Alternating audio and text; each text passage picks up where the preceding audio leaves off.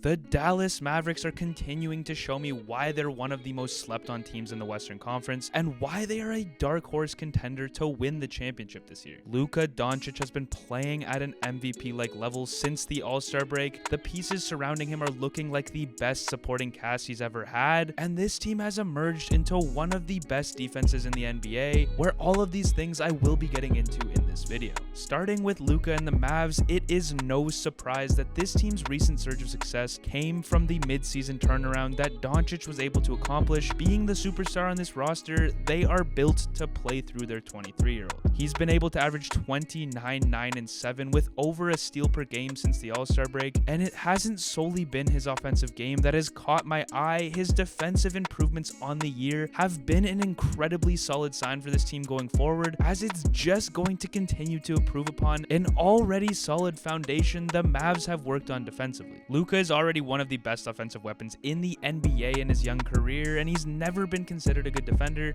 However, this year I think it's safe to say that we could now start to consider him as one. Doncic lacks the athleticism to be a top-tier defender in the NBA, but no one expects him to get to that point, nor is it needed for this team to become elite and contend for a championship, because he more than makes up for it on offense. Instead, he's used his size and intelligence to his advantage to gain a greater understanding of positioning on the court, being at the right place at the right time, and it's been the improvement of the entire defense as a whole that Doncic stated has helped him tremendously. Also, only a small percentage of people who watch my videos are actually subscribed, so if you end up liking this video, consider subscribing. It's free and it helps me out a ton. It is no question that this Mavericks team has stepped up on that side of the ball, and this is in large part because of the hiring of Jason Kidd being a defensive-minded point guard his whole career. The Mavericks rank in 6th in defensive rating in the NBA, a stat where they practically ranked in the top 5 all year, but recently fell because of a recent stretch of poor defensive play. But nonetheless, the past teams that Luka Doncic played with didn't rank anywhere near the top 10, as they ranked 21st last season and in 19th the season before that. This is key for this Dallas team, as it's going to give them more breathing room in the playoffs to have to rely less and less on Doncic needing to have historic performances for this team to win a playoff series. And on top of that,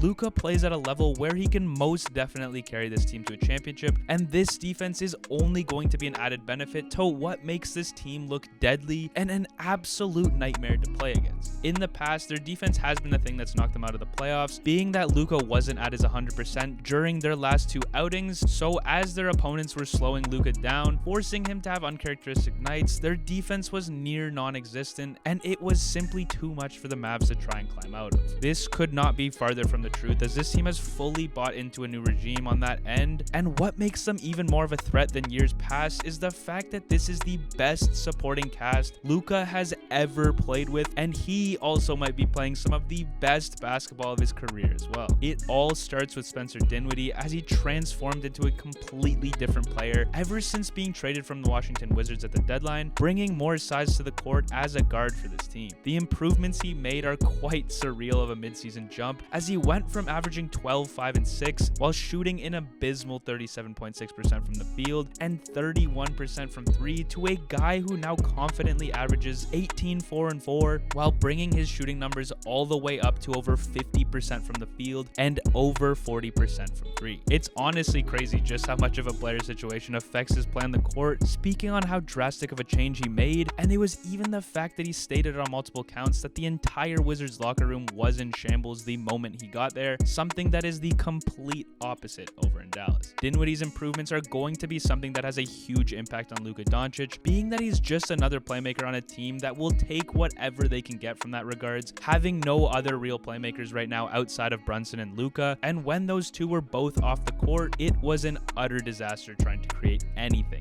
offensively. In his short spell with the Mavs, he already has 2 buzzer beaters in back-to-back games for them in just 15 games played, where we even saw him drop 26 points last night in a win against the Houston Rockets while shooting 61.5% from the field. He's looking to be the right-hand man that Luka and the Mavs have been searching for quite some time now, being another playmaking weapon for this team to utilize while also being a strong scoring threat at the same time, both of which are things that are going to make the life of Luka easier and take less pressure off of him to have to do everything on the court. I made a video on why the Dinwiddie addition made such a key impact on the game of Jalen Brunson, so make sure you guys check that one out after this. But to summarize what I said in that video, Brunson's biggest flaw, which was made evident in the playoffs last year, is when he's the sole playmaker on the floor and he's asked to take control of the offense. However, when he does have someone else who is the primary concern of the defense, either Doncic or now even Dinwiddie, this is when we get to see the Jalen Brunson who averages 16 a night on over 50% shooting from the field and 37.7% from three, as he is at his best when he takes advantage of openings created by a big point guard who demands a ton of defensive attention, something that perfectly fits the description of Luka and Spencer. This is all on the fact that this recent stretch of games and this season alone have been the best season for both of these guys, as Brunson's numbers in almost every statistical category have improved over last year, and Dinwiddie, even though it's only been 15 games with the Mavs, has never been able to average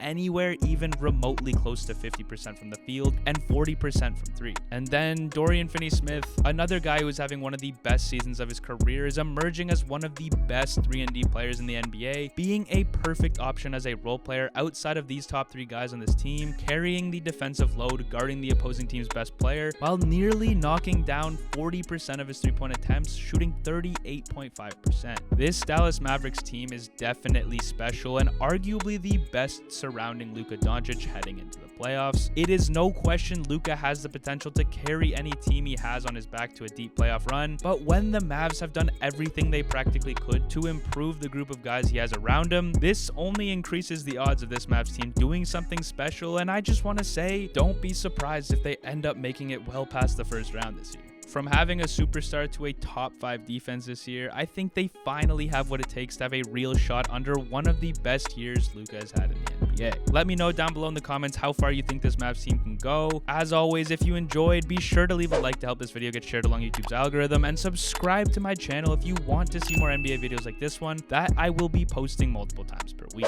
Thank you all for watching, and I hope you all have a great night.